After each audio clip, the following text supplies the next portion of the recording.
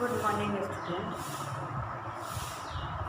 शिक्षण के उपागम अधिगम के उपागम के अंतर्गत हम अपने गेस्टाल्टवाद का अध्ययन प्रारंभ किया था।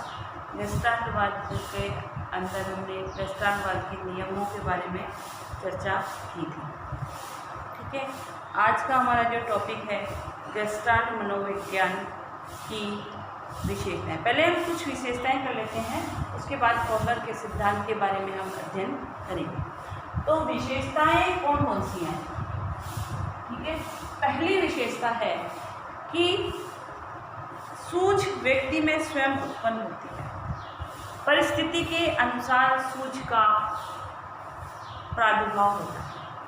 इसको सिद्ध करने के लिए कोहलर ने बंदर पर प्रयोग किया था कि जब हम किसी विकट परिस्थिति में पड़ जाते हैं या किसी ऐसी परिस्थिति का निर्माण हमारे सामने आ जाता है कि हम उसमें से उसके बारे में हमको पूर्व में कोई जानकारी नहीं है, तो उस समय हम अपनी समझ बूझ के द्वारा, अपनी बुद्धिमत्ता के द्वारा उस परिस्थिति से निकलने का प्रयास करते हैं।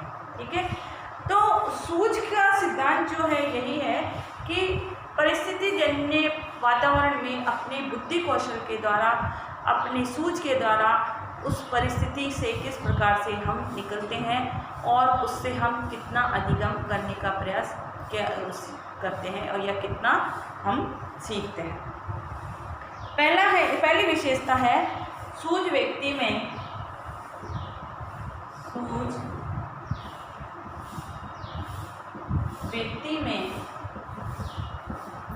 स्वयं उत्पन्न वातावरण परिस्थिति के उत्पन्न होने पर हमारे अंदर दृष्टिकोण, बुद्धि कौशल में डेवलप होता है। दूसरा है अंतर्दृष्टि के प्रयोग से प्रयास व त्रुटि रहती है। अंतर्दृष्टि के प्रयोग से प्रयास में त्रुटि। अंतर्दृष्टि से मतलब है कि किसी परिस्थिति के बारे में पूर्व जानकारी होना या उसके बारे में हमको एक दृष्टिकोण डेवलप कर लेना, और जो दृष्टिकोण डेवलप किया है, इनसाइट जिसको कहते हैं, उसके आधार पर यदि हम काम करते हैं तो उसमें जो है त्रुटि होने की संभावना रहती है। ठीक है, उसमें उस कार्य में त्रुटि हो सकती है क्योंकि हम अनुमान के आधार पर उस काम को कर रहे हैं, उसकी संपूर्ण जानकारी या तर्क संगत जानकारी हमारे पास नहीं है। तीसरा है सूझ द्वारा सीखना स्पष्ट तथा स्थायी होता है। तीसरा है सूझ द्वारा सीखना स्पष्ट और स्थायी होता है।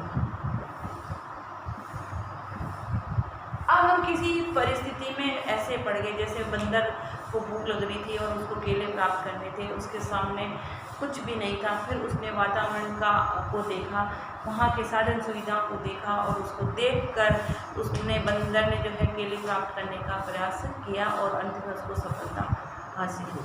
तो ये उसकी सूझ है, और सूझ के द्वारा उसने ये अधिगम कर लिया, ये सीख लिया कि भविष्य में यदि पुनः यही परिस्थितियाँ का निर्माण होता है तो वह अपनी बुद्धि के द्वारा, अपने कौशल के द्वारा उस परिस्थिति से निकलने का प्रयास करेगा। चौथा है सूझ में बुद्धि से काम लेना पड़ता है।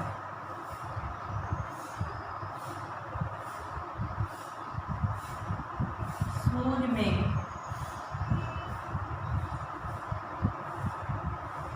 बुद्धि से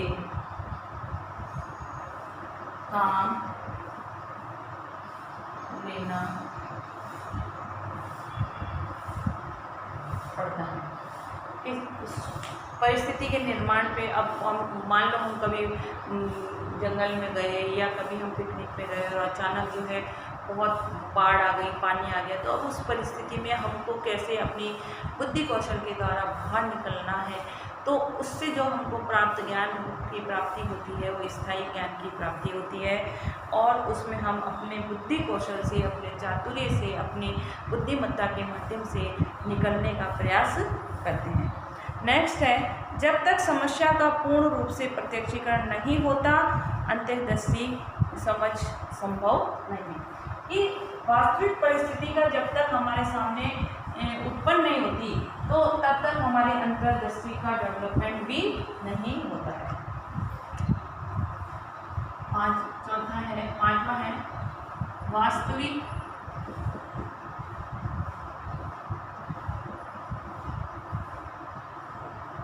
परिस्थितियों के निर्माण से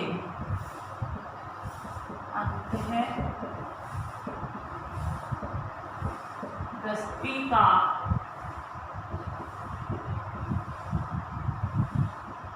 निर्माण होता है। अंतर्दृष्टि का निर्माण होता है। और लास्ट है, अंतर्दृष्टि द्वारा समस्या का समाधान हो जाने पर भविष्य में नवीन परिस्थितियां लागू की जा सकती हैं। छठा है, अंतर्दृष्टि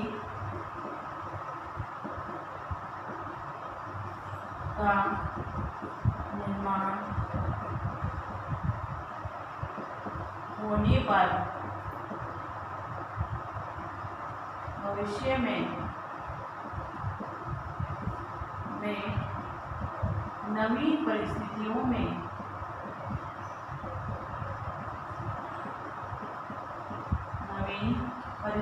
में उसे लागू किया जा सकता है।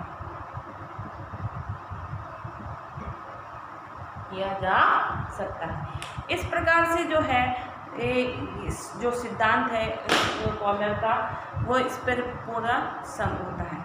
अब जो है कॉलर का मैंने आपको सिद्धांत ओरली परसों की कक्षा में बताया था कि कॉलर का अंतर्दृष्टि सिद्धांत क्या है।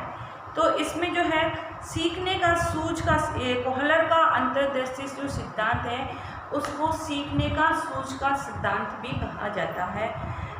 तो गेस्टाल्टवादियों की ही देन है कि सूझ के द्वारा अंतर्दृष्टि का निर्माण होता है, और वो किस प्रकार होता है इसको सिद्ध करने के लिए कॉलर ने प्रयोग किया है। तो पहला इस कॉलर का जो प्रयोग है उसमें सबसे पहले उसने क्या किया कि सबसे पहले एक सुल्तान नाम के बंदर को पिंजरे के अंदर बंद कर दिया और उसमें एक डंडा भी रख दिया तथा बाहर केले रख दिए। पिंजरे से बाहर क्या करा उन्होंने, केले रख दिए। सुल्तान ने केले प्राप्त करने के लिए प्रयत्न किया कि अब उसको भूख लग रही थी, बाहर केले थे, वो पिंजरे के अंदर बंद था, तो केले को प्राप्त करने के लिए उसने प्रयत्न किया। ठीक है, अचानक उसकी दृष्टि जो है किस पे, उस डंडे पे पड़ गई। डंडे, क्योंकि पिंजरे के अंदर जो डंडा था उस पर पड़ गई, तो उस डंडे की सहायता से उसने उस केले के गुच्छे को पास में खिसका लिया और उनको उसको खाकर भूख को शांत कर लिया। फिर दोबारा उसने जो है प्रयोग किया। उस द्वितीय चरण में पिंजरे में 2 ऐसे डंडे रख दिए जिनको जोड़कर एक बनाया जा सकता था। अब जो गुच्छा है वो और दूरी पर रख दिया जाएगा। तो वो जो पहले डंडा था वो छोटा था, उसकी सहायता से उसको प्राप्त नहीं किया जा सकता था। अब जो डंडा रखा है वो डंडा ऐसा था कि उसको जोड़कर जो है उसको लंबा भी किया जा सकता था, और केले इतनी दूरी पर रख दिए गए कि एक डंडे से प्राप्त ना हो सके। सुल्तान ने अनेक प्रयत्नों के पश्चात दोनों डंडों को प्राप्त कर लिया। उनको जोड़ के और दूरी पे रखे जो केले हैं उनको उसने प्राप्त कर लिया। तीसरे चरण में केले पिंजरे की छत से लटका दिए गए। अब जो है पिंजरे की छत पर जो है केलों को लटका दिए और उसके अंदर एक संदूक रख दिया, मतलब इतनी हाइट पे रखा कि उस संदूक के ऊपर चढ़कर पिंजरे से वो केले को प्राप्त कर लेगा। ठीक है, और उसने केले प्राप्त कर लिए। चतुर्थ चरण में पिंजरे में 2 संदूक रखे और केलों को और अधिक ऊंचाई पर जो है रख दिया गया। तो बंदर ने क्या करा, एक के ऊपर एक पिंजरे बक्से को रखकर और ऊंचाई से जो है केलों को प्राप्त कर लिया। तो इस प्रयोग से ये सिद्ध हुआ कि परिस्थिति के अनुसार जो है हमारी सूझबूझ के माध्यम से हम अधिगम करते हैं, हम सीखने की कोशिश करते हैं, और भविष्य में यदि वही परिस्थितियां वापस उत्पन्न हो जाती है तो हम उसको उसी अंतर्दृष्टि को, उसी सूझ को, उसी बुद्धि को अपनाकर कार्य में सफलता हासिल करने का प्रयास करते हैं। तो परिस्थितियां निर्माण होने के बाद ही हम जो है उसका जो है सूझ का निर्माण होता है। अब क्वेश्चन देखिए गणन कार्य का, कोहलर का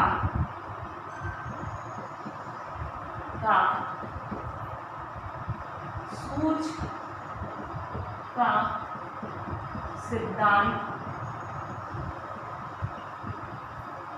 बताइए। साथ ही घर में रहिए, सुरक्षित रहिए, जब भी घर से बाहर निकलें मास्क लगाकर निकलें। ओके।